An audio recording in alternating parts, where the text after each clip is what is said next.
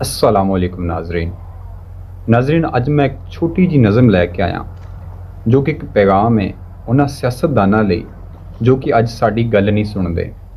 तो पैगाम कुछ इंज है कि ना कर दावा इंज खुदाई दा, ना कर दावा इंज खुदाई दा, कोई हल कढ़ ऐस हरजाई दा। ना कर दावा इंज खुदाई दा, कोई हल कढ़ ऐस हरजाई दा। तू सुनदा नहीं गल वखरी है, तू सुनदा नहीं गल वखरी है। असी दुखड़ा रोज़ सुनाईगा, असी खाकी सारे इक्को जै, असी खाकी सारे इक्को जै। की फ़ायदा नौकरशाही दा, की फ़ायदा नौकरशाही दा। अज उच्चा है मैं मन लैना, अज उच्चा है मैं मन लैना। तू बूटा है मेरी वाही दा, तू बूटा है मेरी वाही दा।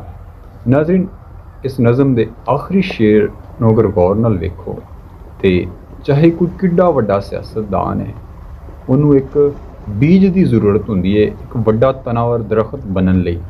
तो वह बीज की है कि वह बीज है वोट, वो अपना वोट है। आपां अगर वो बीज ना बीजीए तो सियासतदाना का एडा वड्डा तनावर दरख्त कभी भी वजूद च ना आए। तो आपां नूं लोकां नूं सोचना चाहिए कि आपां किस चीज़ का बीज रहे हैं। बीज किसी कंडियां वाले दरख्त का है जो कि आपां नूं मुस्तकबिल च नुकसान पहुँचाएगा, या किसी फलदार दरख्त का बीज है कि वह आपां नूं फल देगा। नाज़रीन एक गल तुसीं हमेशा याद रखनी है कि तुसीं जो भी बीजोगे उही कल तुहानूं वढ़ना पेगा।